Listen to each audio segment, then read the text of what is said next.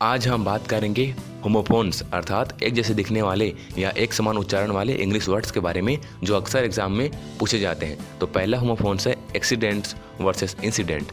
Accident versus incident. Accident का हिंदी मतलब होता है दुर्घटना। इसका एग्जांपल देखिए, सड़क दुर्घटना आजकल आम बात है। इसको इंग्लिश में कहेंगे road accidents are common today. जबकि इंसिडेंट का हिंदी मतलब होता है घटना। इसका एग्जांपल देखिए, मेरी ज़िंदगी घटनाओं से परिपूर्ण है। इसको इंग्लिश में कहेंगे my life is full of incidents. My life is full of incidents. अगला होमोफोन्स है एडवाइस वर्सेस एडवाइस।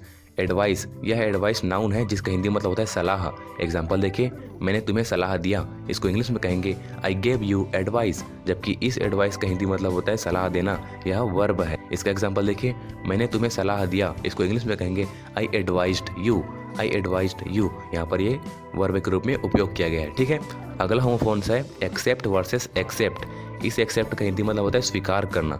इसका एग्जांपल देखिए, मैं यह स्वीकार करता हूँ। इसको इंग्लिश में कहेंगे आई एक्सेप्ट दिस। जबकि इस एक्सेप्ट का हिंदी मतलब होता है के सिवाय।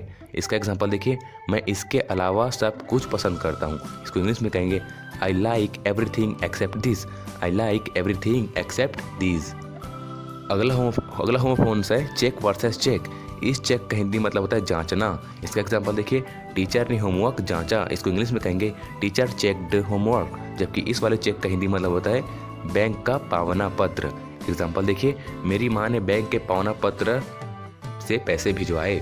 मेरी माँ ने बैंक के पावना पत्र से पैसे भिजवाए। इसको इंग्लिश में कहेंगे my mother sent me money by cheque. My mother sent me money by cheque. अगला होमोफोन्स है कास्ट वर्सेस कास्ट। इस वाले कास्ट का हिंदी मतलब होता है फेंकना। इस वाले कास्ट का हिंदी मतलब होता है फेंक देना। एग्जांपल देखिए, इसे फेंक दो। इसको इंग्लिश में कहेंगे cast away this. Cast away this. जबकि इस वाले कास्ट का हिंदी मतलब होता है जाति। इस वाले कास्ट का हिंदी मतलब होता है जाति। इसका एग्जांपल देखिए, मैं ब्राह्मण जाति का हूँ। इसको इंग्लिश में कहेंगे आई am a Brahmin by caste. I am a Brahmin by caste. अगला होमोफोनिक वर्ड्स है डिसीज वर्सेस डिसीज। इस वाले डिसीज का हिंदी मतलब होता है बीमारी। एग्जाम्पल देखिए, कैंसर भयंकर बीमारी है। इसको इंग्लिश में कहेंगे कैंसर इज़ फैटल डिसीज। जबकि इस वाले डिसीज का हिंदी मतलब होता है मृत्यु। इस वाले डिसीज का मतलब होता है मृत्यु। इसका एग्जाम्पल देखिए, उसकी मृत्यु खतरनाक था। इसको इंग्लिश में कहेंगे his disease was dangerous. His disease was dangerous. अगला होमोफोनिक वर्ड है डियर वर्सेस डियर।